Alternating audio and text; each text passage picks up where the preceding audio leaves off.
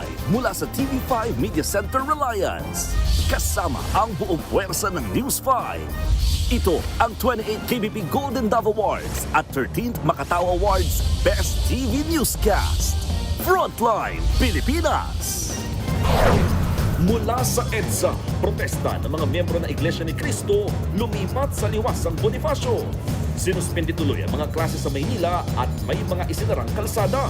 Ang latest sa ikatlong araw ng rally ng INC, ihahatid ng News 5 live. Dating Pangulong Duterte na nakakulong sa ICC, suportado raw ang protesta ng INC ayon sa anak niyang si Kitty. Habang ang dahilan ng rally na si Senator Marcoleta may mensahe sa kapatiran ng iglesia. Nakahanda po akong magpakulong. Mga miyembro ng prosekusyon nagpamisa at binasbasan bago ang impeachment trial ni VP Sara sa Lunes.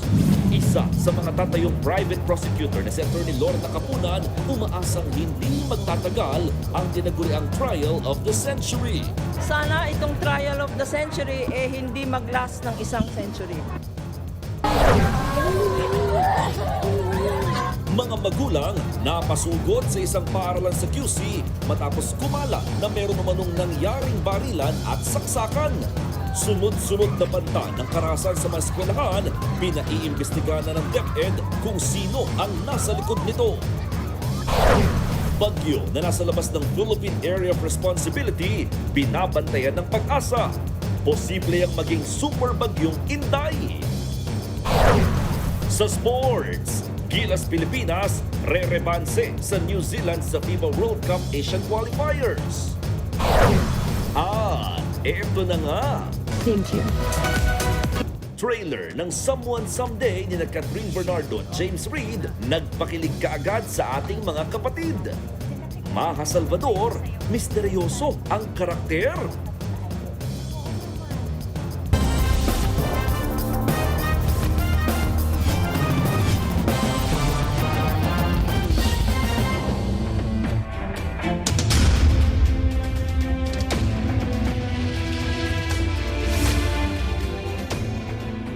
Mula EDSA People Power Monument, lumipat na sa Liwasang Bonifacio ang kilos protesta ng Iglesia ni Cristo.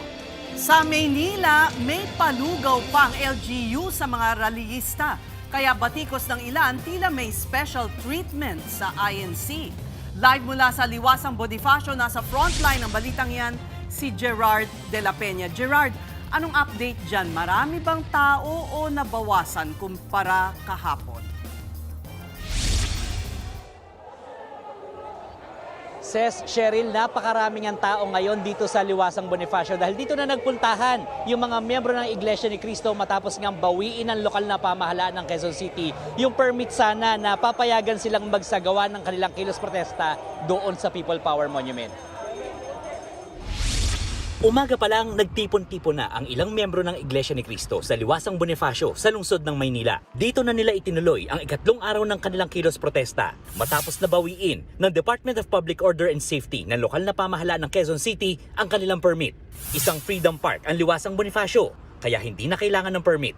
Sa atin naman sa mga kapatid sa Iglesia ni Cristo, hangad namin ang kapayapaan ng lahat. At malugod namin kayong tinatanggap dyan sa Liwasang Bonifacio. Pinakikisuyo namin na panatilin natin maayos at malinis ang lahat, which I do believe that you will do. Di tulad ng sorpresang rally sa EDSA People Power Monument, naging maayos ang pagsisimula ng pagtitipon sa liwasan. Maaga ring nag-anunsyo ang LGU ng walang pasok sa lahat ng antas sa mga paaralan sa Maynila, pati na rin ang pagsasara sa ilang kalsada. Mas organized ngayon kasi bago sila dumating dito, nakausap na nila ang local government units, nag-usap-usap na rin kami ng mga organizers at may bilin na rin sa amin ang national at saka regional headquarters.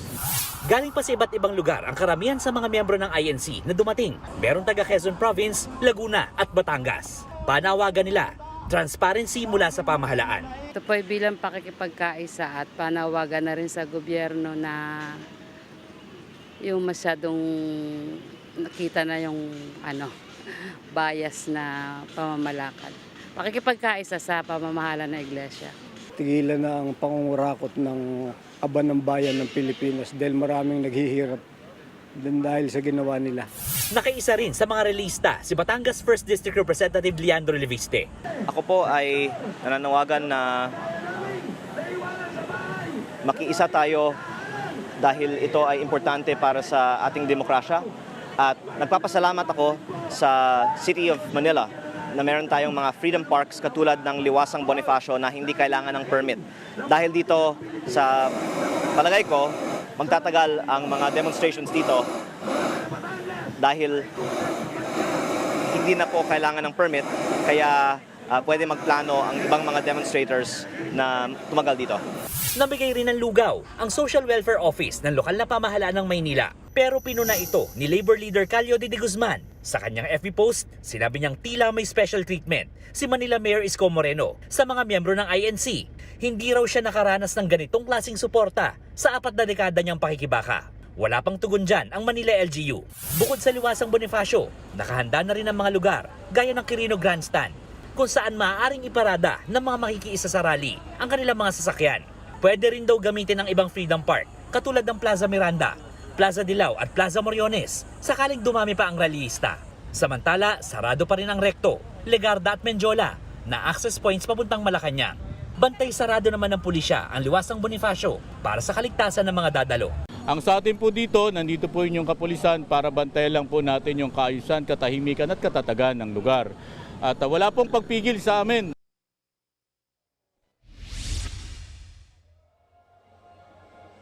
Says Cheryl, napakarami ng tao ngayon dito sa Liwasang Bonifacio, and just to demonstrate kung gaano karami, itong kinatatayuan ko, hindi na ito yung mismong Liwasang Bonifacio, ito yung katapat na Manila Hidden Garden dahil nag-spill over na yung ibang mga attendees dito at medyo marami na rin sila dito. Ang estimate ng mga pulisya ay nasa 15,000 ang capacity ng Liwasan at dahil nga nag-spill over na to ay mukhang mas marami pa sa 15,000 yung nagpunta dito. So ongoing ngayon ang program, pero kung tatanungin niyo ako kung kumusta yung traffic dito, like ko sinasabi, sakto lang, hindi masyadong matraffic, although dito sa may tapat ng Liwasan, medyo stop and go lang yung takbo ng mga sasakyan dyan dahil doon sa mga tumatawid papunta doon sa Liwasan at papunta naman dito sa Manila Hidden Garden. Says Cheryl. Gerard, may impormasyon ba kung may nakisali nga bang ibang grupo sa rally ng INC? Cheryl, sa ngayon wala pa tayong nakukuhang ibang impormasyon kung meron nga bang ibang grupo na sumali dito. So sa ngayon, dominated ito ng mga miyembro ng Iglesia ni Cristo at ang alam lang natin na ibang grupong nandito ay yung mga nanggaling dun sa 1st District of Batangas. So kanina mga bandang alas 5 nag-ikot-ikot tayo, nandito pa rin sila at mananatili pa rin sila dito hanggang sabihin nung nag-organize sa kanila. Cheryl. So Gerard, ang original plan ay, or yung pakiusap nga nila sa QC, di ba, na hanggang Biyernes, hanggang bukas nila planong mag-protesta. Pero may balita ba dyan kung aabot ito siguro hanggang Lunes sa unang araw ng impeachment trial? Cheryl, wala pa tayong nakukuhang impormasyon din kahit ang PNP hindi pa rin sila nasabihan kung hanggang kailan magtatagal itong kilos protesta na ito, kung meron pa rin ba bukas o hanggang sa Lunes ba ito. Basta ang sinabi lang, ang assurance lang ng Philippine National Police ay nakahanda sila kung sakaling mag-extend pa rin itong kanilang kilos protesta. Cheryl. Maraming salamat, Gerard de la Peña. Todo himok si Senator Amy Marcos sa iba pang relihiyon para dumalo sa kilos protesta ng Iglesia ni Cristo. Kahit nga si dating Pangulong Rodrigo Duterte nagpahayag na rin daw ng suporta. Pero ang dahilan ng rally na si Senator Rodante Marcoleta, handa naman daw magpakulong para sa ikakasong plunder ng Ombudsman. Nasa frontline ng balitang yan, si Ian Suyu. Sa mga Pilipino, pagpatuloy nyo yan. So, take it out however you think it means. Yun yung sinabi ni PRRD. Kasi sa abuso nila sa atin, no, darating yung panahon na mapupuno talaga yung Pilipino. So, ipagpatuloy nyo yan. Yun yung sabi ni PRRD. Yan daw ang mensahe ni dating Pangulong Rodrigo Duterte sa mga nakikiisa sa rally ng Iglesia ni Cristo o INC. Para yan, bigyang suporta ang kaalyado nilang si Senator Rodante Marcoleta nakakasuhan ng pandarambong o plunder ng ombudsman. Nang hingan naman ng personal na mensahe si Kitty, nakiisa rin siya sa kilos protesta. You know, in whatever way you can, no, to all the Filipinos, ipaglaban niyo ang Pilipinas, ipaglaban niyo yung kapwa natin kasi hindi sila titigil hanggang tayo. Nasa The Hague, Netherlands ngayon si Kitty matapos bisitahin ang dating Pangulo na nakakulong pa rin sa International Criminal Court o ICC para sa kasong Crimes Against Humanity. Una nang nagbigay ng suporta sa kilos protesta ang ate ni Kitty na si Vice President Sara Duterte. Habang ang super ate naman ni Pangulong Bongbong Marcos na si Senator Amy, 2 araw nang binabakbakan ang administrasyon ng kapatid niya. Hinimok pa nga niya ang iba't ibang relihiyon na umanib sa rally. Kabilang na ang mga miyembro ng Kingdom of Jesus Christ o KOJC na pinangungunahan ng nakakulong din ngayon na si Pastor Apollo Kibuloy. Nananawagan ako sa kauna-unahang kinulong, inapi, sinugod, KOJC, sumama kayo, alang-alang sa mahal nating Pastor Kibuloy. Ang tinutukoy ni Senator Amy na inapi na si Pastor Kibuloy ay nahaharap sa kasong qualified human trafficking at child and sexual abuse. Meron din siyang patong-patong na kaso sa Amerika, kabilang ang fraud at sex trafficking of children. Bukod sa KOJC, hinimok din ng senador ang iba pang loyalista at mga politiko na makiisa. Si Senator Rodante Marcoleta na siyang dahilan ng pagrarally ng mga miyembro ng INC, sumipot din kagabi at nagsalita sa EDSA People Power Monument. Giit niya, handa siyang magpakulong pero may mga patutsada siya. Hindi na nga po sana ako pupunta dito. Kasi baka akalain po nung iba, ako pa po yung nag-i-instigate. Nakahanda po akong magpakulong. Kung kinakailangang maaresto po ako, wala pong problema. Sana man lang may ninakaw ako. Sana man lang kasama ko sa mga mandarambong. Mga nabanggit na yung mga pangalan nila. Ang isa ay si Martin Romualdez. Ang pinagdalhan ng mali-malitang pera. Present din ulit sa rally ang dating kongresista at isa sa mga nag-donate ng pera kay Senator Marcoleta na si Mike Defensor. Si Senator Bongo naman, bagamat wala sa rally, ay nagbigay ng pahayag sa Iglesia ni Cristo. Nakikiisa rin daw siya sa layuning mapanagot ang lahat ng nagnakaw sa kaban ng bayan at hustisya sa bawat Pilipino. Pero wala siyang binanggit na pangalan ni Senator Marcoleta na kasama niya sa minority bloc. Una nang sinabi ni Ombudsman Boying Remulla na tuloy ang pagsasampa ng kasong plunder kay Marcoleta sa kabila ng kilos protesta. Nagbabalita mula sa Frontline, Ian Suyu, News 5. Malaking abala sa ilang residente at delivery rider ang mga isinarang kalsada sa Maynila dahil pa rin yan sa nagpapatuloy na rally. At live mula sa Ayala Bridge, nagbabalik si Ian Suyu. Ian, kamusta ang seguridad dyan sa Ayala Bridge?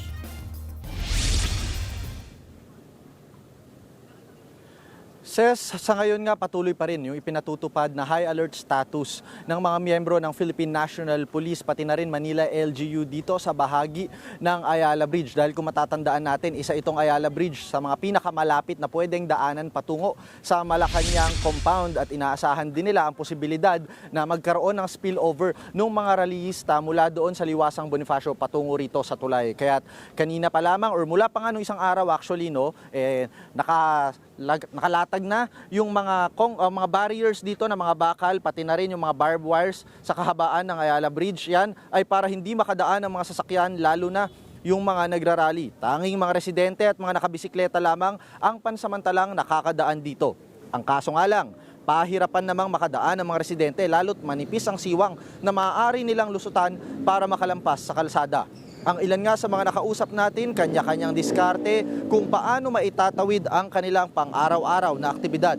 May nakausap tayong magkatrabaho kanina na galing umano sa Quinta Market sa Quiapo at kinailangan pang maglakad ng malayo para lang makapunta sa kanilang papasukan. May nakausap din tayong delivery rider na napilitang iwan yung kanyang motorsiklo at maglakad papasok sa tulay para lang i-deliver yung kanyang dalang parcel. Malaking abala raw ito para sa kanila lalo't bumabagal ang kanilang trabaho. Pakinggan natin ang kanilang naging mga pahayag. Sir, mahirap at saka hassle din po sa oras. Kasi maglalakad po. Buti nga po, may mga pulis dito. Kung walang mga pulis, itong ano ko, baka mawala rin to eh. Sumakay na lang po kami ng tricycle. Nakiusap kami sa pulis kasi dito kami baba sa dulo kasi ang layo, mabigat po yung dala namin, mga pamalingke. Sana Pangulong Marcos, ayusin mo na to ng mas maaga kasi nahihirapan na po kami sa ganitong sitwasyon. kumpara noong mga nakaraang araw ay hindi na namomroblema ang mga estudyante lalo't nauna nang sinuspende ng Manila LGU ang pasok sa lahat ng antas, pampubliko man yan o pribadong eskwelahan. Narito ang pahayag nila Mayor Isko Moreno at MPD spokesperson Major Philip Ines. We've been monitoring the situation since last night here in City Hall at sa amin pong palagay para na rin po sa kaayusan ng lahat. Minabuti po ng inyong lingkod, ganito pa lamang hong oras, ideklara na po na walang pasok sa lahat ng level sa paaralan, pampubliko at pribado. Hindi dapat tayo maging complacent dito o maging kampante. Ang mahalaga dito, sabi ko nga, nakikita yung presensya ng mga pulis nyo dito para bantayan natin yung kaayusan. Ses, nauna na rin naglabas ng rerouting scheme ang Manila LGU para sa mga kapatid nating motorista. Kung manggagaling po kayo sa may Romualdez Street, maaring lumiko sa kaliwa sa Ayala Boulevard at pagkatapos ay kumanan papuntang Taft Avenue. Pwede ring diretsuhin yung Natividad Lopez Street, lumiko sa kanan sa A. Villegas Street at kumaliwa naman sa C. Muñoz Street. Para naman sa galing ng San Marcelino Street, pwede ring dumaan sa Ayala Boulevard patungong Taft Avenue. At kung papunta naman sa Ayala Boulevard eastbound, pwede nang daanan yung Natividad Lopez Street. Kung galing ka naman sa may Carlos Palanca, lumiko na lamang pakaliwa papuntang Picasal Street. Sa Mendiola rin naman, maidagdag natin, nasa halos 2 kilometro lang kasi ang layo niyan. Mula sa liwasang Bonifacio, nananatiling sarado sa mga sasakyan ang bahagi ng Recto Avenue at Legarda Street. Kaya naman ang mga sasakyang mula Quezon Boulevard at Recto Avenue na papuntang Mendiola ay pinadaraan sa Nicanor Reyes Street. Samantala, ang mga manggagaling sa Santa Mesa sa pamamagitan ng Legarda Street at napatungong Recto Avenue ay dapat dumaan na sa may Figueras Street, Earnshaw at Sergio Loyola Street. Ang mga sasakyan namang mula Picasal Street na papuntang Mendiola ay pinadaraanan na sa San Rafael Street, Bilibid Viejo bago lumabas sa may Quezon Boulevard. Ses, pakita lang natin yung sitwasyon ngayon, ngayong pasado alas 6 na ng gabi. Makikita ninyo yung maliit na siwang dito sa aking likuran kung saan dumaraan nga yung mga residente, labas-masok naman sila dyan. At kagaya nga nabanggit ko kanina, tanging pinapayagan lamang dito ay yung may mga dalang bisikleta. Pero kung may motorsiklo ka, hindi po kayo makakadaan dyan. Haharangin po kagad kayo nung mga naka-duty dito at mga naka-deploy na miyembro ng MPD. Kasi kung makikita ninyo, ganito na kalawak or ganito kahaba yung nilagay nilang barikada, yung steel barrier na may barbed wires. Mula pa yan noong Martes, kaya hindi talaga nila pinapadaan yung mga four-wheel vehicles dito, pati na rin yung mga motorsiklo. Ses, may kinalaman naman sa traffic situation, pakita rin natin. Nandito, itong kinatatayuan ko, ito na yung tinatawag na bungad na to, patungo sa may tulay, ito yung boulevard na Ayala Boulevard. At nandito sa aking kanan yung Romualdez Street. Nasa kaliwa po yan ng inyong screen kung makikita ninyo. Tuloy-tuloy naman, naka-stoplight ngayon, pero tuloy-tuloy yan. Mula kanina yung daloy ng trapiko, wala tayong nakikita na build-up naman ng mga sasakyan. Samantala dito naman sa aking kaliwa, na kanan naman ng inyong mga screen. Ayan, makikita ninyo, dire-diretso pong dumadaan sila patungo sa Natividad Lopez. Isa rin pwede nilang daanan, yun, yung nasa likuran ko, yan yung stretch pa rin yan ng Ayala Boulevard kung gusto nilang tumagos sa may Taft Avenue naman na bahagi. So far, Tuloy-tuloy naman yung pagdaan ng mga sasakyan natin, walang build-up at wala rin naman tayong nakikitang any sign na may mga pupunta umanong mga protesters dito. Wala pa yan, ayon din sa MPD. Pero pinaghahandaan pa rin nila yung posibilidad nga na baka magkaroon ng spillover kung sakali man na sumobra yung dami ng mga miyembro ng INC na a-attend sa kilos protesta at baka maisipang nilang magtungo dito, nakahanda naman ang deployment ng Manila Police District. Yun muna ang latest mula dito sa Manila.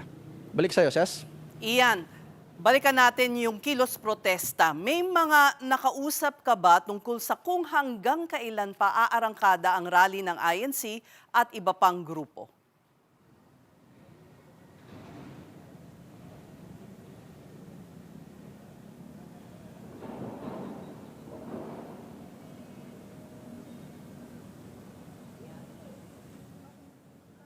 Alright, maraming salamat. Ian Suyu.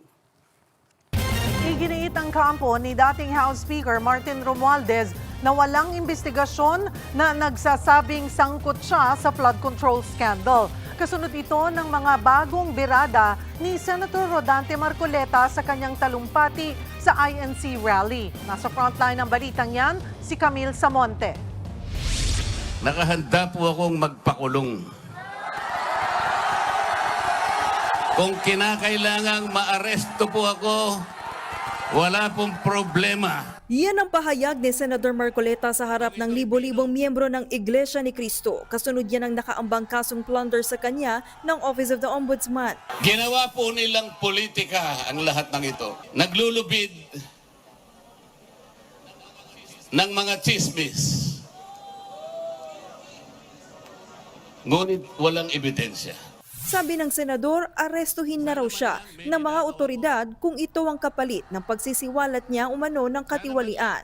Sagot naman dyan ng ombudsman, hindi naman kami ang mag-aaresto nun. It is our job will end at the filing and the prosecution of the case in court. Pero yung pag-aaresto, hindi na ho namin jurisdiction ho yan. Sir, yung district na schedule that's maintained? Well, seems to be on track. kakasuhan ng ombudsman si Marcoleta dahil sa pagtanggap ng 75 million pesos na campaign donations noong siya'y tumatakbong senador. Sabi ng ombudsman, pandarambong yan. Hindi kasi isang private citizen doon si Marcoleta kundi kongresista ng Sagip Party List. Pero teka, galing sa pribadong pondo ang donasyon. Paano naging plunder ang kaso sa senador? Sabi ng ombudsman, now, when it comes to ill-gotten wealth, it does not necessarily have to be malversed funds or public funds. As we explained earlier, it's possible na manggagaling sa private funds, no? As long as it is given to you by reason of your office. And at the same time, hindi pa dineklara. Una na rin kinwestiyon ni Marcoleta kung bakit siya umano ang pinupunterya ng ombudsman. Samantalang may iba pa naman daw na personalidad ang kailangang managot. Mga nabanggit na yung mga pangalan nila. Ang isa ay si Martin Romualdez. Pero giit ng abogado ni Romualdez, walang anumang investigasyon ang nakapagpakita ng kaugnayan ng kongresista sa maanumalyang infrastructure projects. Wala raw sinumang opisyal ng DPWH ang tumukoy kay Romualdez bilang sangkot sa anomalya. Representative Romualdez is being portrayed as the convenient excuse and political scapegoat. Sa paghahanap ng hustisya, hindi pwedeng mauna ang akusasyon bago ang ebidensya. Sa batas, ang ebidensya ang nagtuturo kung sino ang mananagot. Wala pang bagong sagot dyan si Marcoleta. Pero sabi ng ombudsman, Expected na gano'n na maging response nila. Like, we are concerned about here at the office is the evidence that we have on the respondents. And that's the only thing that will drive us here or there. Samantala, plano raw gamitin ng ombudsman ang affidavit ng 8 sa 18 dating bagman umano ni Zaldico para sa pagsasampa ng kaso kay Romualdez. Katunayan, tapos na ang draft ng affidavit pero wala pa itong pirma ng bagman. Bagay na nagpapaantala umano sa pagsasampa ng kaso.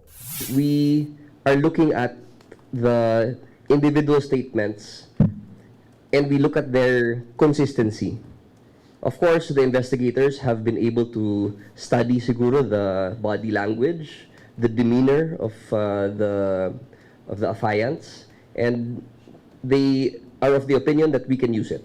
Ang abogado naman ng bagman na si Attorney Levito Baligod humingi raw ng extension para masuri ang affidavit. It's a mere scrap of paper as of right now kasi hindi siya pirmado. and it's not under oath. 8 lang sa 18 bagmen ang kinuhaan ng affidavit dahil wala pa raw personal na kaalaman sa umano'y cash delivery scheme ang iba sa kanila. Sa ngayon, tinitignan pa raw ng ombudsman kung magagamit din ba ang affidavit ng 8 para sa pagsasampa ng kaso sa iba pang dawit sa katiwalian. Nagbabalita mula sa Frontline, Camille Samonte, News 5. Nababahala ang Department of Education sa kabi-kabilang banta at insidente ng karahasan sa mga paaralan. Sa Quezon City, napasugod ang mga magulang nang kumalat sa social media na may nanaksak at namaril daw sa isang paaralan. Pero fake news pala yon. Nasa frontline ng balitang yan si Gary De Leon. Napaiyak sa takot ang mga estudyante ng Bagong Silangan High School sa Quezon City. Kumalat kasi ang usap-usapang may narinig daw na putok ng baril sa paaralan. Bukod pa riyan, may kumalat ding post sa social media na may nananaksak na mga miyembro ng fraternity sa paaralan. Napasugod tuloy ang ilang magulang. Kasi nabalitaan ko sa ibang lugar. So, siyempre, mga magulang hindi mo may aalis na mangamba. Hindi natin masasabi ang oras at saka panahon, di ba? Kaya kailangan naka-alert din tayo. Sa investigasyon ng Quezon City Police District, fake news ang kumalat sa social media. Pero sa ngayon po, sinasabi ko nga po sa inyo, lahat po ng nabalitaan po ninyo na saksakan, barilan, lahat po yun ay wala po katotohanan. Fake news ma'am na confirm po? Yes po. Nandito po kami at nag-imbestiga. At lumalabas nga po sa investigasyon po namin, wala pong nangyaring saksakan, wala pong nasaksak, at wala rin pong nangyaring barilan. Ang prinsipal ng paaralan, pinaigting ng seguridad. Nagsagawa rin ng routine inspection sa mga classroom at gusali ng paaralan. Napagkalaman din galing sa isang kalapit na construction site ang inakalang putok ng baril. Ito yung silid-aralan na nakunan sa video kung saan nagpapanik at nagkakagulo yung mga estudyante. Inakala kasi nila na nagkakaroon na ng kaguluhan at pagpapaputok ng baril sa kanilang paaralan. Ang hindi nila alam, ang naririnig nilang tunog ay matunog ng jackhammer na ginagawang gusali sa tabi ng kanilang silid-aralan. Ayan yung buong liban. Ayan. Under construction. So yan yung tunog. Tapos bigla sigurong may malaking boulder na bumagsak ng oras. Biglan siya. Ipinakita pa ng principal ang construction site at ipinarinig din ang tunog na ikinatakot ng mga estudyante. Nakadagdag pa sa takot ng pagkalat ng CCTV footage kung saan tila nagkakagulo ang mga mag-aaral. Pero naglalaro lang daw ang mga bata nung oras na yon. Fake news yung mga pinost nila na merong stabbing, merong shooting. Kasi wala naman. Kayo rin naman, nakita nyo rin naman. Wala namang nangyari. Sa awa ng Diyos, wala namang ganong naganap. So, na-trigger lang siguro talaga sa biglang pagbagsak ng bato ng ginagawa dyan. Ayan siya. So, yun siguro yung dahilan na nagtakbuhan yung mga bata. Dahil yung isip nila, na-connect siguro nila doon sa nag-circulate na sa GC nila. Iniimbestigahan na ng mga pulis kung sino ang nagpasimula sa pagpapakalat ng maling impormasyon. Nagsilabasan naman ang mga estudyante sa isang paaralan sa Cebu City. Kasunod dito ng pagkalat sa social media na banta na may mamamaril daw sa paaralan. Agad na dumating ang mga pulis at isa-isang inspeksyon ng mga classroom at gamit ng mga estudyante. Itinuloy rin ang klase matapos masigurong ligtas ang paaralan. Iniimbestigahan na kung sino ang nasa likod ng post ng pagbabanta. May nakuha ring impormasyon ng News 5 mula sa mga pagkakatiwalaang source na isang estudyante ang nahulihan ng patalim mula sa naturang paaralan. Iniimbestigahan na yan. Napigilan naman ang banta ng mass shooting sa isang paaralan sa General Mariano Alvarez sa Cavite. Sa social media rin, kumalat ang threat. Pinatawag na ang nagbantang estudyante. Nakakuha raw ito ng improvised gun mula sa kanyang lolo na dating kapitan ng barangay. Pero nabawi yan ng ina ng bata at agad isinuko sa mga otoridad ang baril. 2 grade 11 student naman ang nasugatan matapos saksakin ng kanilang kaklase sa Zamboanga City. Sa investigasyon ng PNP, nakaranas umano ng pambubuli ang suspect sa 2 biktima. Pinilit pa umano siya ng mga ito na magdroga. Kinausap na ng mga pulis at barangay official ang magkabilang panig. Hawak na rin ng Municipal Social Welfare and Development Office ang nanaksak na estudyante. Dahil sa mga nangyayari, nababahala na ang Department of Education. Inutusan na ng DepEd ang mga paaralan na paigtingin ang safety protocols. Kabilang dyan ang pag-upgrade ng CCTV camera, pagkakaroon ng handheld metal detectors at regular na inspeksyon sa mga bag. Nakikipagtulungan na rin ang DepEd sa PNP at DICT para maimbestigahan kung may tao o grupong nasa likod ng sunod-sunod na karahasan sa mga paaralan. Nananawagan din si Angara sa mga magulang na bantayan ang aktibidad ng kanilang mga anak online. 8 oras sila nasa eskwelahan pero hindi na namin mabantayan yung oras na nasa bahay sila at na online sila. Doon nila nakakasalamuha yung mga ganong elemento na hindi nila aware, nire-recruit na pa sila. Patuloy naman pinag-aaralan ng Cybercrime Investigation Coordinating Center ang paghihigpit sa bayolenteng online games. Kasunod na rin ito ng paglutang ng impormasyon na posibleng na-impluensya ng grupong 764, ang isa sa mga gunman sa paaralan sa Tacloban. Nakikipag-ugnayan na sila sa mga psychologists at cybersecurity experts ukol sa issue. Hindi naman natin sasagkaan, di ba? O kaya papatayin yung industriya. Mahalaga yan eh. Pero dapat nating tiyakin na yung ating mga kabataan naproprotektahan. Binigyan din ng CICC ang kahalagaan na responsibilidad ng mga magulang sa pagbabantay at paninigurado na age-appropriate ang mga apps na ginagamit at nilalaro ng kanilang mga anak. Nagbabalita mula sa Frontline, Gary De Leon, News 5. Nabundol at muntik pang tuluyang magulungan ng SUV ang isang traffic enforcer sa Cebu City. Ang driver, aksidente umanong naapakan ang silinyador. Naasa frontlining balita si John Naroa ng News 5 Visayas. Sa CCTV footage na ito, makikita ang traffic enforcer na nagmamando ng trapiko sa isang intersection sa harap ng Cebu Provincial Capital kahapon ng umaga. Tumigil naman saglit ang isang puting SUV. Pero maya-maya, binundol nito ang enforcer. Ang enforcer bumagsak sa kalsada. Muntik pa itong pumailalim at magulungan. Buti na lang mabilis din siyang gumulong pakanan para makaiwas. Pero dumiretso pa rin sa pagharurot ang SUV. Naiwan na lang ang enforcer na nakatingin sa sasakyan habang namimilipid sa sakit. Agad ding dinala sa ospital ang biktima. Kwento ng traffic enforcer sa video, bagamat nakaiwas, nagulungan pa rin ang mga daliri niya sa kamay at natanggalan pa ng kuko. Pagkahinto ng mga sasakyan, umabante ang SUV. Bigla itong umarangkada. Natumba ako. Paglingon ko, yung gulong ng SUV papunta na sa akin. Umiwas ako pero naabutan ng gulong ang kamay ko. Ang kamay ko ang siyang tinamaan. Hindi rin naman nakatakas ang SUV dahil naipit ito sa traffic. Kaya nahabol din ng ilang nakakita sa insidente. Katwiran umano ng 63 years old na lalaking driver. Ayon sa driver ng SUV, nang huminto siya ay naka-full stop na ang sasakyan. Pero hindi niya daw nailipat ang cambio sa neutral o park mula sa drive mode. Kaya nang mabitawan niya, sa halip na preno ang maapakan, ang silinyador ang kanyang natapakan.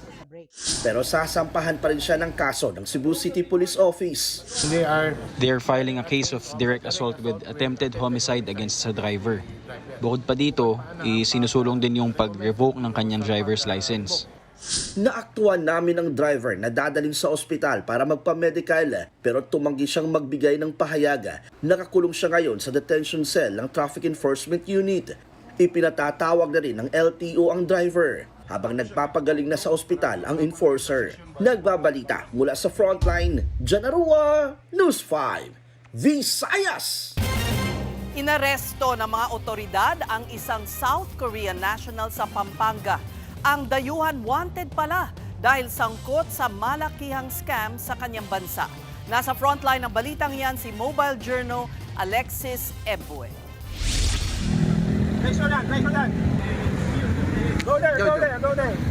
Pinababa ng mga tauhan ng PNP-CIDG mula sa puting SUV ang sakay nitong dalawang lalaking mga South Korean national. Nangyari ito sa kahabaan ng MacArthur Highway sa Angeles, Pampanga, pasado alas 11 ng gabi nakaraang Martes. Isa pala sa mga ito, wanted sa kanyang bansa matapos masangkot sa malakihang telecommunications fraud. Ang modus niya, magkunwaring negosyante para tangayin ang pera ng kanyang mga biktima. May red notice ito for scamming 24 individuals that leads up to more or less 200 million Korean won doon sa no-show scam niya, no? Yung fraudulent no-show scam niya wherein magpapakilala siya as a legit businessman, mag-aalok ng magagandang mga products, then kukunin niya yung pera and then hindi na magpapakita. Ayon sa investigasyon ng pulisya, halos 1 taon nang naninirahan ang puganteng Koreano sa bansa. Pero tuloy pa rin ito sa iligal na gawain habang nagtatago rito. Nais raw nitong mag-renew ng alien certificate pero hindi personal na humarap sa Bureau of Immigration. Nagpadala siya ng ibang tao para asikasuhin ito nitong Hunyo. Dito na nadiskubre ng pulisya ang lokasyon ng pugante. Wala namang Pinoy na kasama sa mga nabiktima ng sospek. Sa ngayon, nasa kustodiya na siya ng Bureau of Immigration habang pinoproseso na ang kanyang deportation. Nagbabalita mula sa Frontline, Alexis Ebue, News 5. Sinalubong ng kilos protesta ang pagbisita ni Pangulong Bongbong Marcos sa Vancouver, Canada. Habang ang rally naman ng Iglesia ni Cristo dito sa Pilipinas, pinangangambahan niyang may ibang grupong hahalo para manggulo. Narito ang Frontline Report. Kahit tuloy ang day 3 ng rally ng Iglesia ni Cristo, bumiyahe pa rin kagabi papuntang Canada si Pangulong Bongbong Marcos.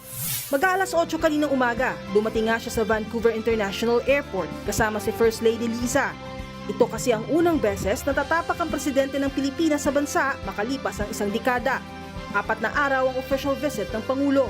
Sa loob niyan, nakatakda siyang magkaroon ng bilateral meeting kasama si Canadian Prime Minister Mark Carney.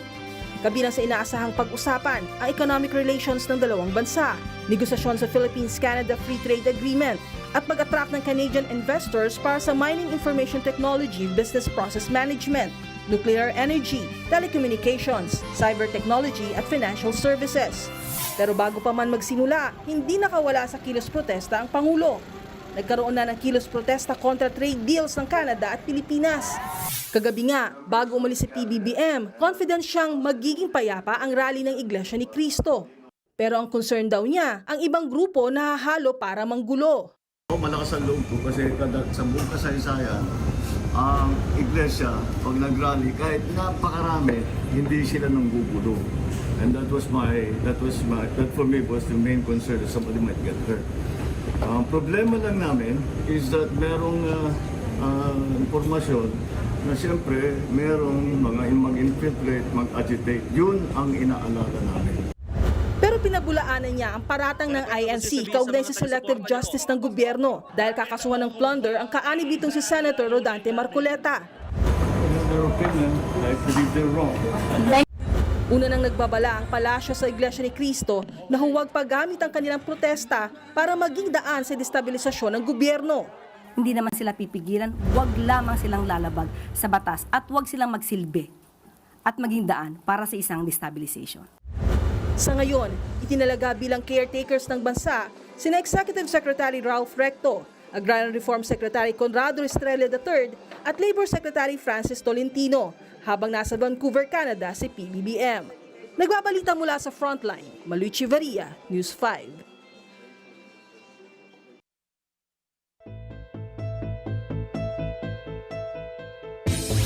Trial of the Century, kung tawagin ng prosekusyon ang paglilitis kay Vice President Sara Duterte na magsisimula na sa Lunes. Pero ang mga prosecutor hindi nagsumiti ng komento sa inilabas na pre-trial order ng impeachment court. Nasa frontline ng balitang yan si Marian Enriquez.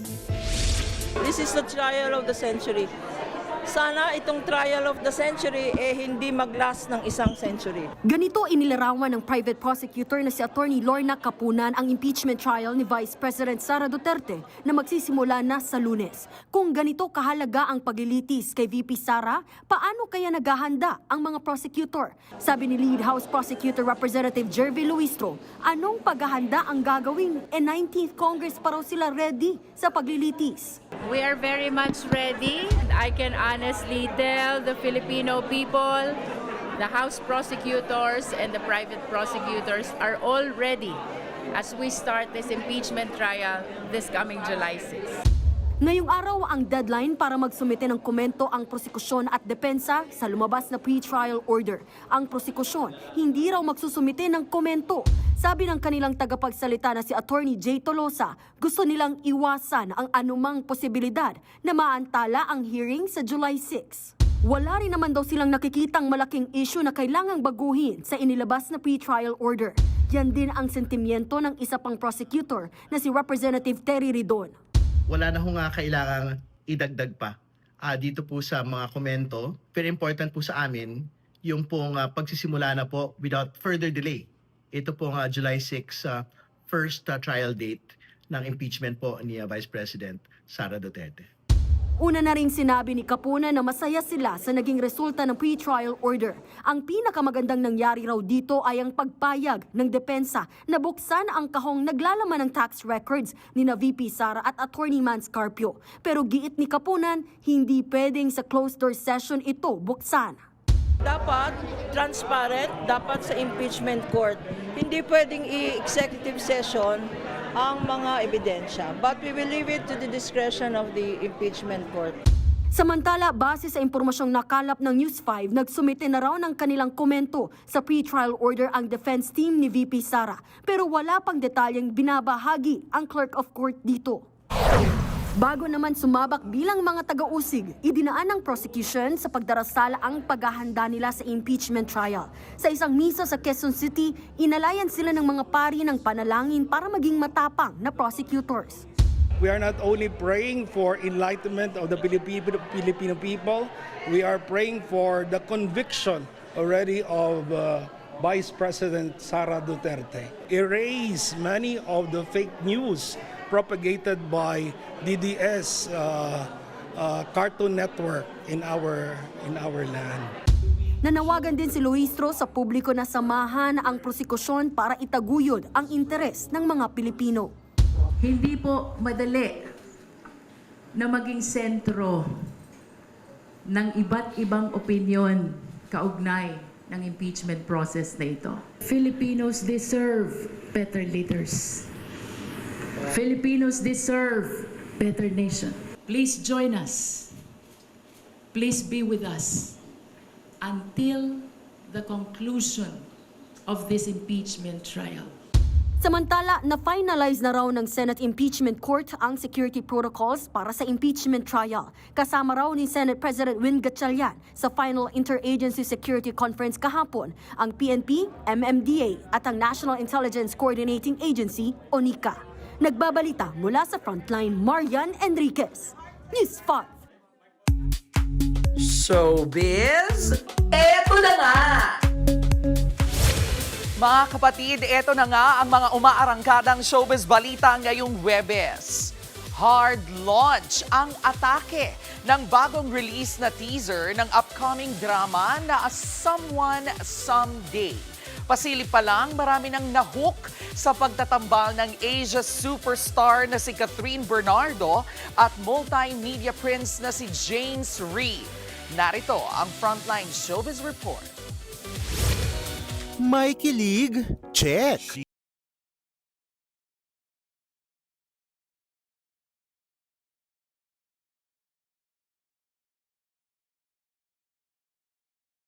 Ang taray! May papisil-pisil pa ng pisngi at may fever care moments agad. At mukhang may pagka-slow burn romance. Abay, double check! Ganyan ang peg ng inilabas ang teaser trailer ng Someone Someday na mapapanood na sa July 27 dito sa TV5. Dito, si Catherine ang gaganap bilang young CEO ng isang dating app. Isa rin siyang babaeng successful sa negosyo. Pero mukhang hindi kasing successful pagdating sa pag-ibig. At dito nga papasok ang karakter ni James Reid na si Jordan. Pero teka, hindi lang ito love story. Dahil sa pagpasok ng misteryosong karakter ni Maha Salvador, tila may revenge plot na posibleng gumulo sa buhay ng karakter ni Catherine. Tulungan kita sa kahit anong paraan gagawin ko para sa iyo. Kaya ang tanong, love ba ang mahahanap niya? Ang pagmamahal ay ibibigay lang natin sa tamang tao. O baka naman gulo. Iba ho ang barumbado sa marunong ipagtanggol ang sarili. Kaabang-abang talaga ang pagbabalik ng Asia superstar na si Catherine Bernardo. Bagong love team, bagong kwento at mukhang bagong obsession ng primetime viewers ang Someone Someday sa July 27 na mapapanood dito sa TV5. Nagbabalita mula sa Frontline. Von Belinario, News 5. Susunod, trahedya sa Bukidnon. 5 ang patay at 13 ang sugatan sa dalawang magkahiwalay na disgrasya sa kalsada. Grade 3 student nalunod sa Ilog Pasig. At bagong tapatan ng love teams, aabangan sa A Secret in Prague. Abangan ang lahat ng yan sa pagbabalik ng Frontline Pilipinas.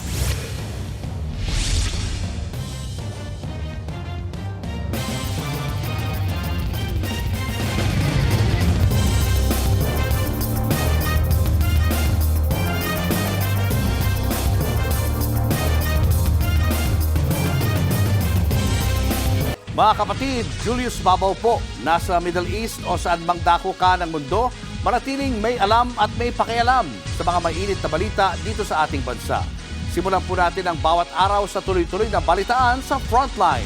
Mag-follow at mag-subscribe sa social media pages ng News 5.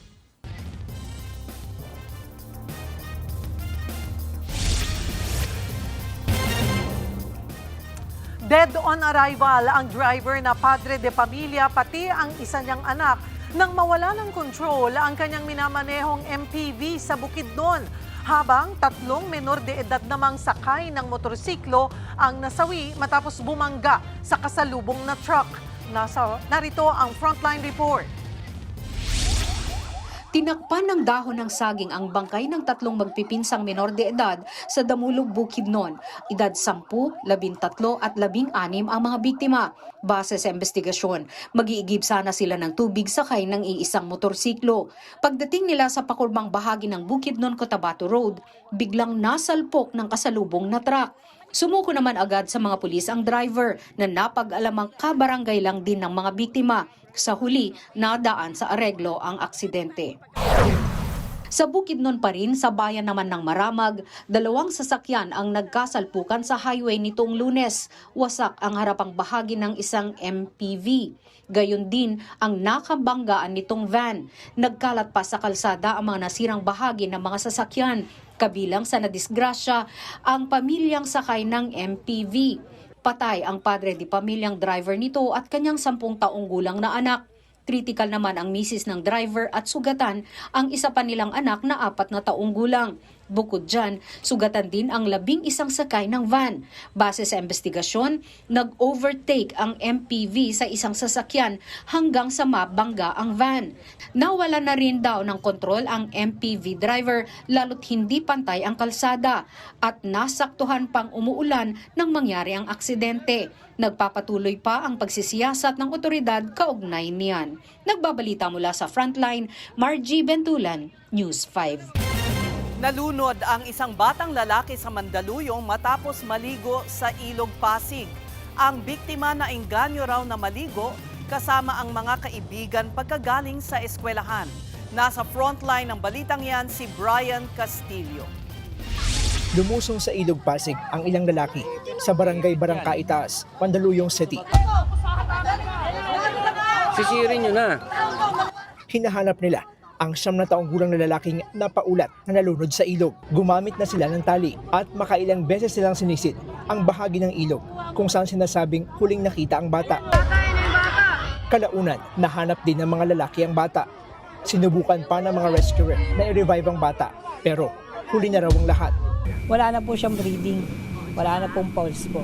Pinunta po namin siyang ni-revive pa rin hanggang sa madala sa ospital. Parang bloated na po yung tiyan niya, tapos yung bibig niya po medyo maputla na talaga.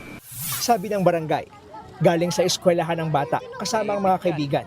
Bago nangyari ang insidente, nagkataon daw na maulan ng mga oras na iyon, kaya naengganyo ang mga ito na maligo. Nakaburol na sa kanilang bahay ang biktimang grade 3 student. Tumanggi ng magpa-interview sa harap ng kamera ang mga magulang. Pero kwento nila, Mahilig daw talagang maligo sa ilog ang kanilang anak. Bagamat masakit, tanggap daw nilang aksidente ang nangyari. Sabi naman ng barangay, hindi raw ito ang unang beses na may nalunod sa ilog. Medyo maitim, maburak, mahina yung current o yung daloy. And mababaw sa una, may mga bato. Pero pag mga siguro 2 hakbang, biglang lalim na siya. Paalala ng barangay sa mga residente. Sa mga magulang, lagi nyo pong babantayan, lalo na po yung mga minor. Kasi hindi naman totally buo pa ang pag-iisip niyan. Na wag na munang magtungo dun sa may ilog na yon. Nagbabalita mula sa Frontline. Brian Castillo, News 5.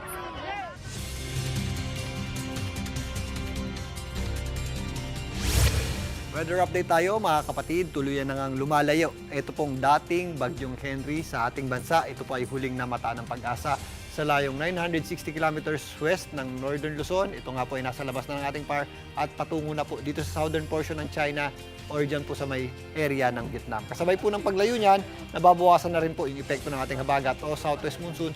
Pero posible pa rin po yung ating mga kalat-kalat na pagulan sa ilang bahagi ng ating bansa. Dito po, dahil sa epekto ng ating habagat o southwest monsoon. Dahil nga po dyan, possible po yung ating mga kalat-kalat na pagulan at mga posibleng thunderstorms na lamang dito po sa ilang bahagi ng Mindoro at Palawan. Samantalang ang natitirang bahagi ng ating bansa, ito pong eastern section ito, may mga posible rin tayong thunderstorms.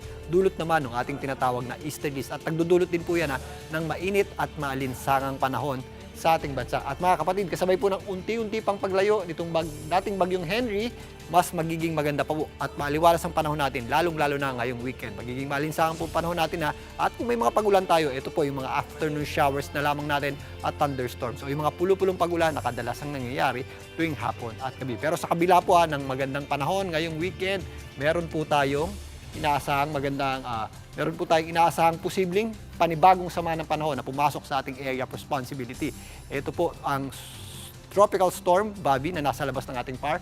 Narito po yung tropical cyclone threat potential ng Pag-asa. Pinapakita dito na ito pong ating aasahang bagyo ay papasok sa ating area of responsibility maaaring sa darating na Tuesday hanggang Wednesday at yan po ay kikilos generally northwestward patungo dito sa itaas na bahagi ng ating bansa. At sa susunod na linggo or sa susunod na weekend, nandito na po yan sa may area ng Taiwan. Ito po ay general area lamang po na posibleng puntahan ng bagyo at maaari pa po yung magbago dahil napakalayo pa po nito at posible pa pong magbago yung kanyang lakas at direksyon. Ito namang number 2 ay posible rin pong low pressure area na medyo mababa pa ang tsansa na magkaroon tayo ng isang sirkulasyon dyan. Pero ito pong may kulay pula ay halos certain na po dahil isa na po yung buong bagyo o isa na po yung tropical storm na nasa labas ng ating area of responsibility. Napakalayo pa po niya sa ating area of responsibility. Sa katunayan, nasa labas pa po yan ng information domain ng Pag-asa. Pero ito po ay isang full-blown tropical storm o isa pong ganap na bagyo. Nakikita natin na lalakas pa po yan sa mga susunod na araw at kikilos papalapit sa ating area of responsibility. Posible po yan umabot hanggang super typhoon category habang binabaybay itong East Philippine Sea. Yeah, again, ito po ay sa ngayon hindi pa natin inaasang maglandfall or tumama sa lupa pero yan po ay posibleng magpalakas sa ating habagat o southwest monsoon na posible pong magpaulan sa atin sa susunod na linggo. Mga kapatid, fun fact naman tayo. Nabalitaan nyo rin ba ang pulang kalangitan dyan sa may Caracas, Venezuela? Marami nagsasabing pangitain ito sa biblical sign na naiugnay sa nangyayaring kambal na magnitude 7.2 at 7.5 na lindol nitong lamang nakaraang Hunyo 24. Ang video po kasi na ito ay naganap dapit hapon na sa Caracas, Venezuela. Kadalasan po kapag sunrise at sunset, nagiging pula talaga ang ating kalangitan dahil nafi-filter ng mas mahabang atmosphere o mas mahaba po o mas malawak yung ating atmosphere yung maiiksing wavelength sa ating visible light gaya ng mga blue at purple pero nakakalusot naman yung mga habang wavelength gaya ng mga red at orange at na-enhance pa yan ng mga dust particles na meron sa kasalukuyan that time sa Venezuela. Kaya kalma lang mga kapatid dahil wala itong koneksyon sa nangyaring kambal na lindol. Kaya naman pairalin natin ang pagiging maagap sa mga lumalabas na impormasyon sa social media. Muli ako po ang inyong weather frontline, Alvin Pura. Lagi may panahon para sa inyo. Showbiz, eto na nga! Eto na nga, mas pinainit pa ng mga plot twist ang love triangle sa A Secret in Prague. Kaya choose your fighter na mga kapatid. Dahil mukhang tumitindi na ang laban ng mga karakter ni na Enrique Hill at Matteo Gudicelli. Narito po ang Frontline Report. Kanino ka? Team Mikoy o Team Donatello? Ang dalawang karakter played by Enrique Hel at Mateo Goricelli, abay, nagkaharapan na. Patience! This is a bespoke jacket. Ready na si Mikoy, pero take your time ang peg ni Donatello. Patience! Patience! Kinuha ang bag at naglabas ng sandata na paintbrush. Let the duel continue. Harry Potter? No. Harry Painter. Saka inihagi si Donatello ang brush, saka nag-umpisa ang bakbakan.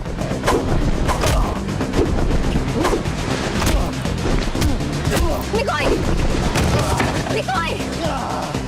Mikoy! Sorry. O teka, hanggang dyan na lang muna ang pa-scene drop. Umpisa pa lang yan ang kanilang tapatan. Ano nga bang pinag-aawayan? Puso ba ni Kiara, played by Andrea Brillantes? Wala nang atrasan sa A Secret and Prom. Lunes hanggang Biyernes, 8:45 p.m. pagkatapos ng Sigabo. Dito lang sa Todomax Primetime ng TV5. Nagbabalita mula sa Frontline. MJ Marfori, News 5. Ikakasa na ang rematch ngayong gabi ni Pinay tennis ace Alex Ayala at Australian player Maya Joint para sa round of 64 ng Wimbledon. Ito ang pagkakataon ni Alex para bumawi kay Joint matapos siyang talunin ito sa finals ng 2025 Lexus Eastbourne Open. Pero hindi magiging madali yan dahil noong first round, tinalo ni Maya si 13-time Wimbledon champion Serena Williams. Kaya naman susubukang baliktarin ngayong gabi ni Alex ang momentum ng Aussie player. Susunod, paupahan sa Makati City, nasunog, 2 pusa, patay. Sa pool sa CCTV, talyer sa Quezon City, linakawan ng sariling empleyado. At NBA superstar Jaylen Brown na-trade na sa Philadelphia 76ers. Yan at iba pa sa pagbabalik ng Frontline Pilipinas.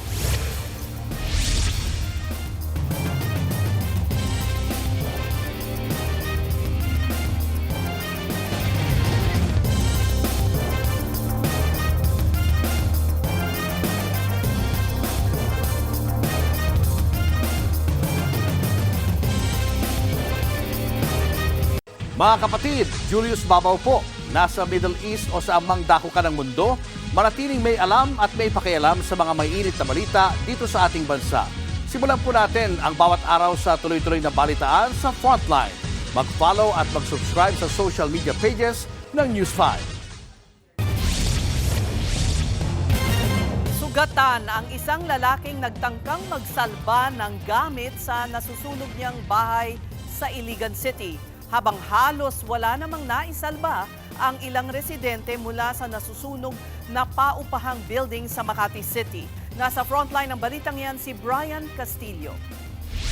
Ginulantang ng nagngangalit na apoy at usok ang mga residente sa paupahang building na to sa poblasyon Makati City alas 11 kagabi. Tinupok nito ang second floor ng gusali. Mabilis din kumalat ang apoy sa mga karatig bahay. Halos walang naisalbang gamit ang ilang residente.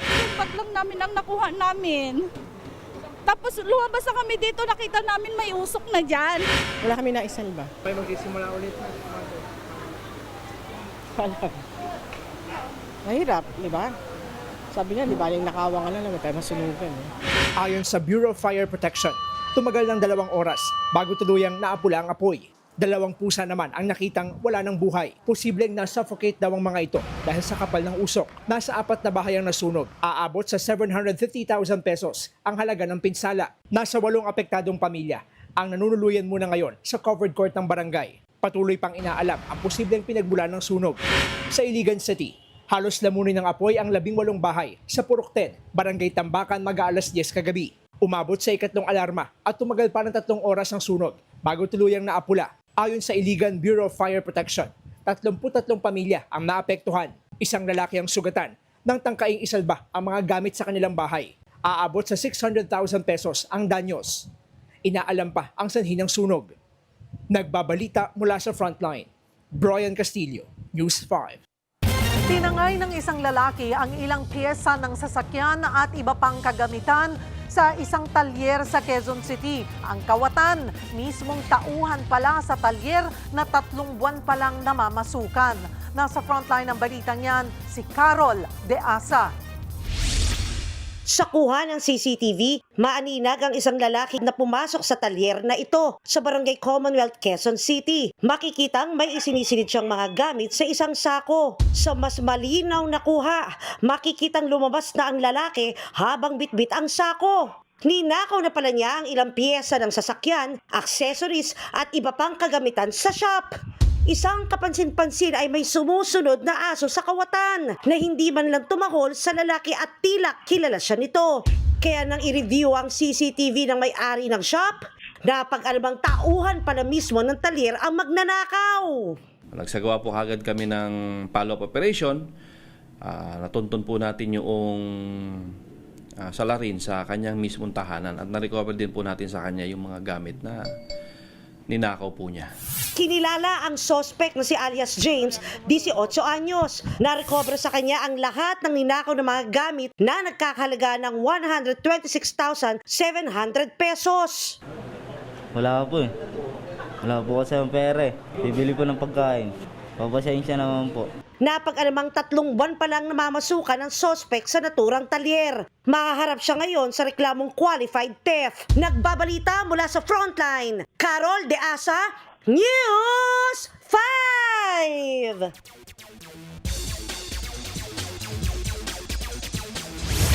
Nagpalitan ng star players ang Boston Celtics at Philadelphia 76ers.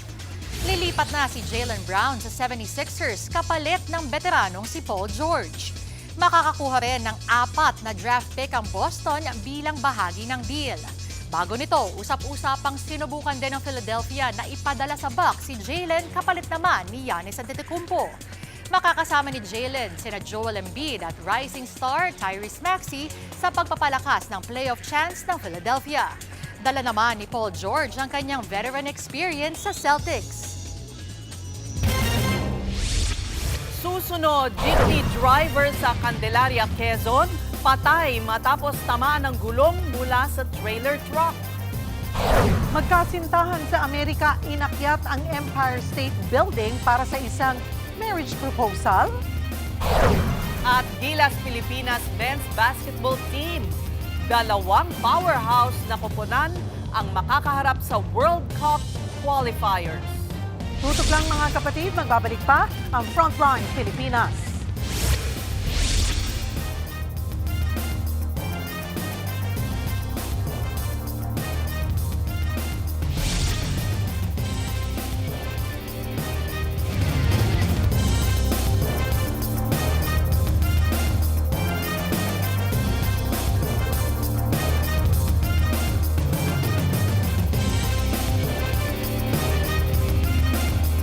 Mga kapatid, Cheryl Cosim po.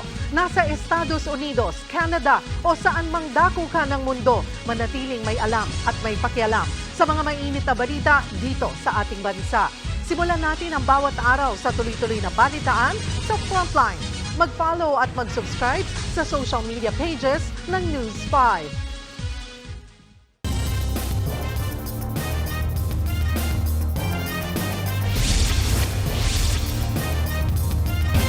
Nasawi ang isang jeepney driver matapos tamaan ng kumalas na gulong mula sa isang umaandar na trailer truck sa Candelaria, Quezon. Ayon sa investigasyon, napadpad ang nakalas na gulong ng truck sa kabilang lane ng highway. Tinamaan nito ang isa sa 2 jeepney driver na nakatayo sa harap ng nakaparadang jeep. Dinala pa ang biktima sa ospital pero hindi na ito naisalba. Sa La Union, isang senior citizen ang nasawi nang mabangga ng container van ang sinasakyang van. 4 na iba pang pasahero ang nasa ospital. 5 naman ang walang natamong sugat. Papunta sana ng Baguio ang mga biktima na pawang mga senior citizen ng madisgrasya.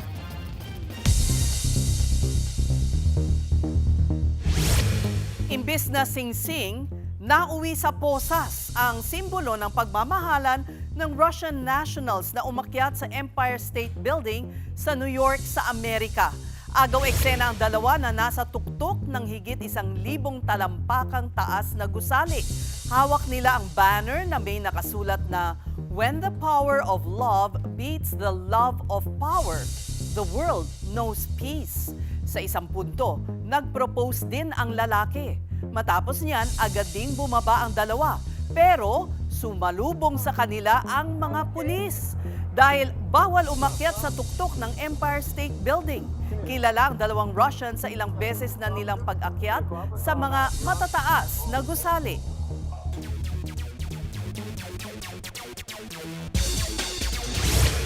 Dalawang powerhouse teams ang makakaharap ng Gilas Pilipinas sa FIBA World Cup Asian Qualifiers.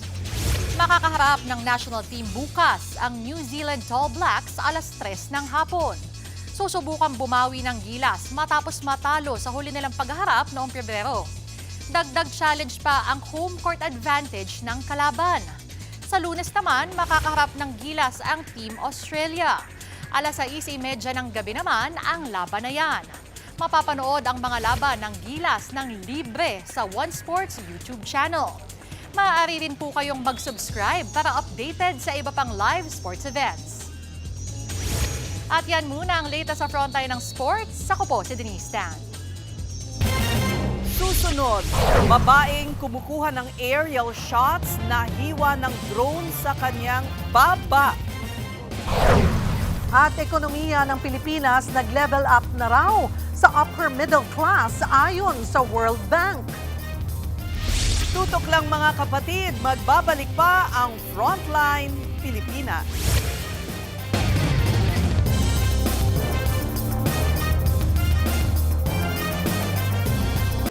Mga kapatid, Cheryl Cosing po. Nasa Estados Unidos, Canada o saan man dako ka ng mundo, manatiling may alam at may pakialam sa mga maiinit na balita dito sa ating bansa. Simulan natin ang bawat araw sa tuloy-tuloy na balitaan sa Frontline. Mag-follow at mag-subscribe sa social media pages ng News 5.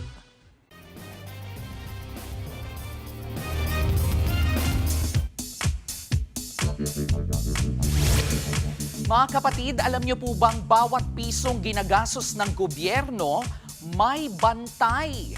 At ang bantay niyan ang Commission on Audit o COA. Pag-usapan nga po natin yan. Nagsimula ang COA noong 1901 at ngayon ay isa na ito sa 3 independent constitutional commissions sa bansa. Ang trabaho po nila, suriin kung paano ginagamit ang pera ng taong bayan. Madalas po nating marinig ang COA rating, pero mas tamang tawagin itong audit opinion. May 4 na klase po iyan, unmodified, qualified, adverse at disclaimer. At ang pinakamaganda, yung unmodified opinion. Pero teka, hindi po porket nakakuha ng ganyan ang isang ahensya, ibig sabihin ay walang anomalya o walang korupsyon. Ang ibig sabihin lang po niyan, maayos ang pagkakapresenta ng financial statements ng ahensya. Batay po yan sa accounting standards. At baliktad din, kapag qualified o mas mababa ang COA opinion, hindi rin po ibig sabihin na corrupt na agad ang isang opisina. Pwede po itong dahil sa kulang na dokumento, accounting errors o iba pang isyong kailangang itama na hindi otomatikong ebidensya ng katiwalian. Kaya tandaan, magkaiba ang audit opinion at audit findings. Pwedeng may unmodified opinion, pero may notice of suspension, may notice of disallowance o iba pang observations ng COA. Kaya mga kapatid, maging mapanuri tayo. Hindi porket sinabing highest COA rating, okay na. Basahin ang buong COA report at hindi lang ang headline. Sa kahit anong balita o report, importanteng alam po natin ang konteksto. Yan po ang ating K-alaman. K-OK. Susunod, mga nagpapakabit ng solar panel sa bahay dumarami sa gitna ng sumisipang singil sa kuryente. At Josh Aquino, supportive kuya sa tambalang Riza May at Bindi. Yan at iba pa sa pagbabalik ng Frontline Pilipinas.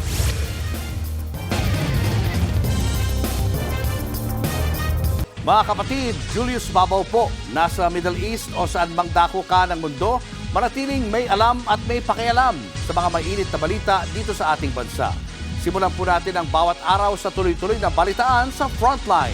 Mag-follow at mag-subscribe sa social media pages ng News 5. Kapapasok lamang pong balita, tinapos na ng Iglesia ni Cristo ang kanilang 3 araw na kilos protesta. Inanunsyo po yan mismo ng kanilang tagapagsalita na si Edwil Zabala. Nagrally ang INC bilang pagtutol sa isasampang kasong plunder ng ombudsman sa kanilang kaanib na si Senator Rodante Marcoleta. Tumuntong na ang Pilipinas sa upper middle income country ayon sa World Bank. Mas lumaguraw kasi ang ekonomiya ng bansa. Ano naman ang epekto niyan sa ordinaryong Pilipino? Narito ang Frontline Report. Makalipas ang 39 years, opisyal nang sinabi ng World Bank na isa ang Pilipinas sa mga bansang nasa status na upper middle income.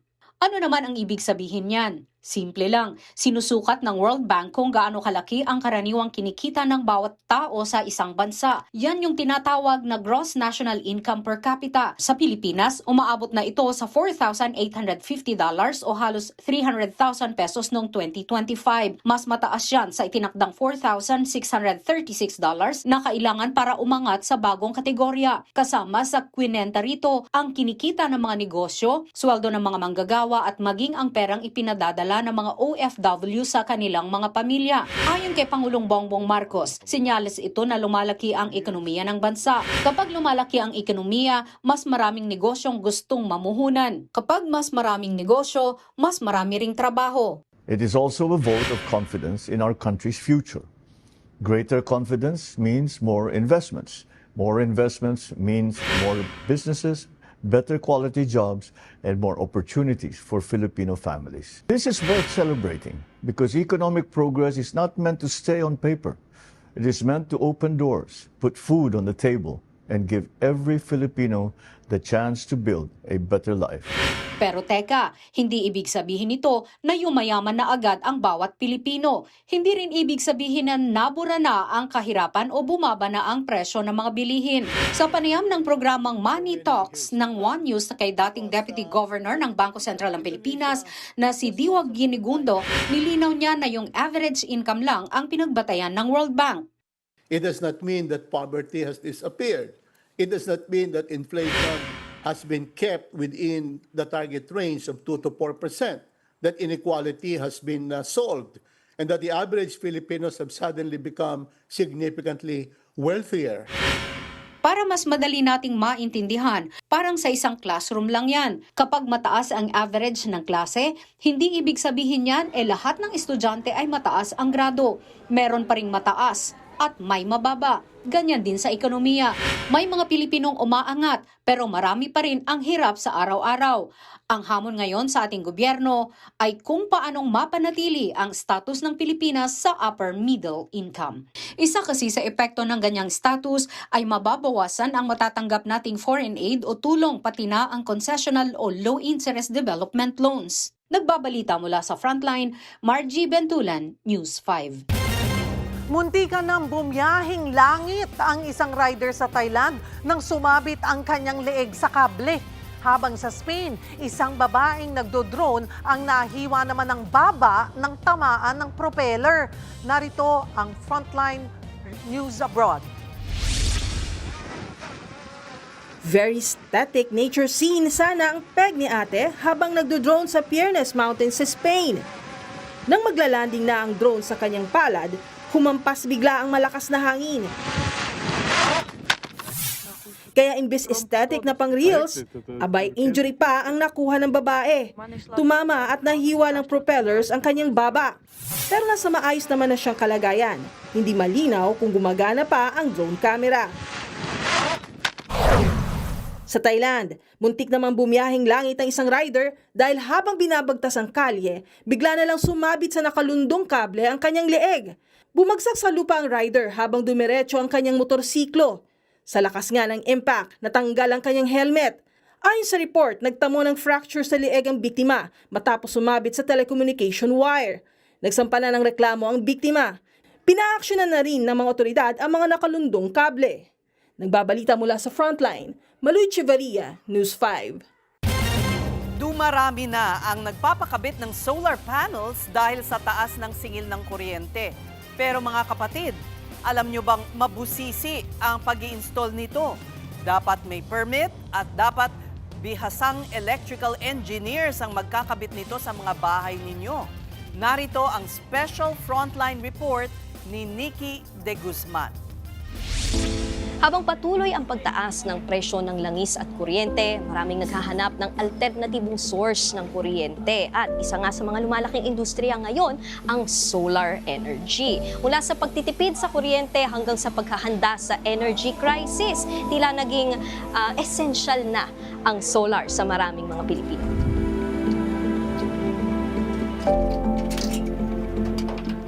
So Sir Ivan, nandito tayo sa bahay ng isa sa mga clients nyo, no? Ano na bang ginagawa natin? Nag-i-install na tayo, di ba? Sa kasalukuyan. Yes, so bale ngayon, nagkakabit po tayo ng inverter, pati battery dito po sa baba. Gaano ba ka dumami ang mga clients at mga interesado sa solar energy? Dati po, nakakuha lang kami ng mga 4 to 5 inquiries a week. Ngayon po, we see that sa isang araw lang.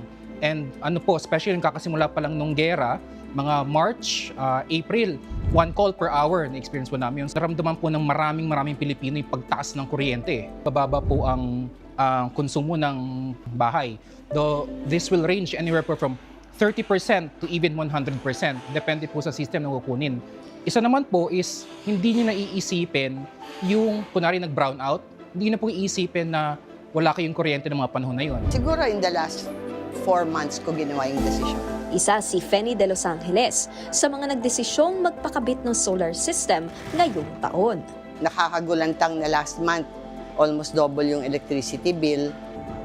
Kapag gumana na ang solar energy sa bahay ni na Ate Fenny, ang dating bill na umaabot sa 15,000 ay posibleng matapyasan ng 30% o mahigit 4,000 pesos. Feeling niyo po worth it ang pag-invest? Oo, sa akin, nakikita ko ito bilang investment. No?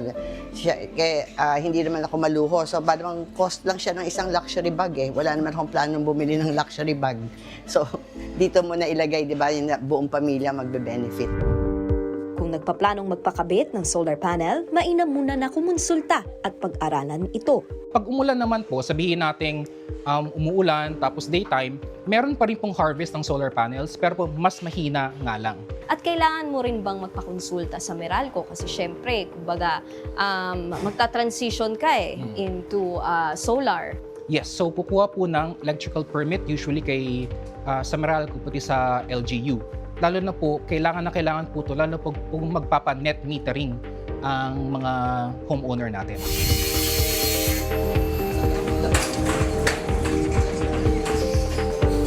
Kapag mali ang pagkakabit, pwedeng masunog ang bahay.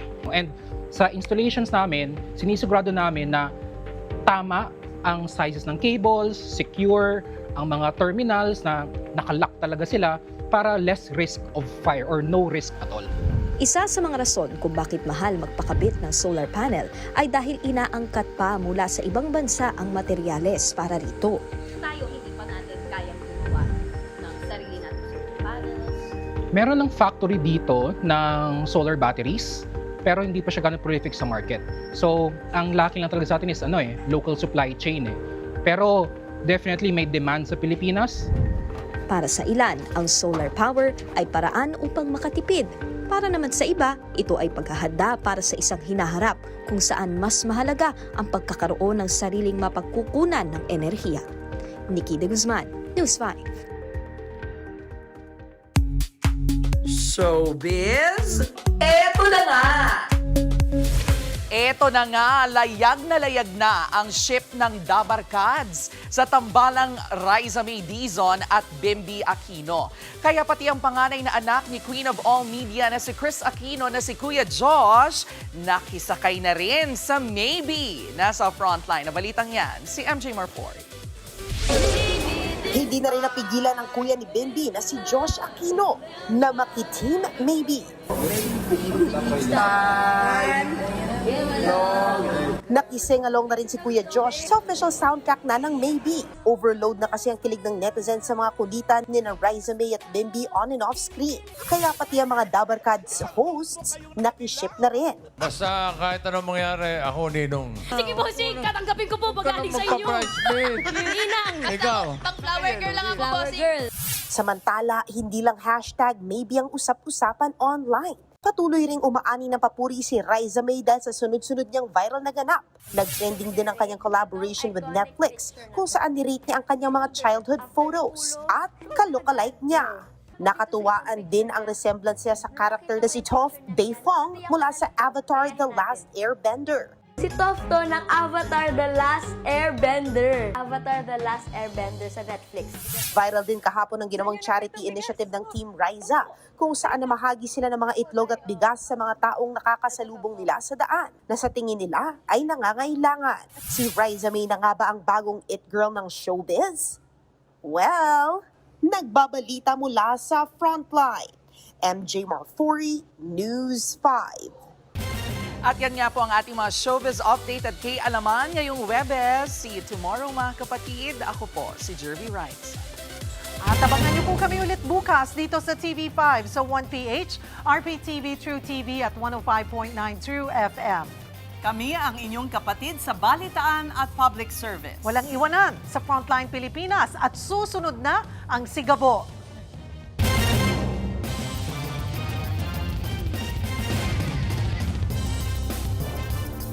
Mga kapatid, Cheryl Cosim po.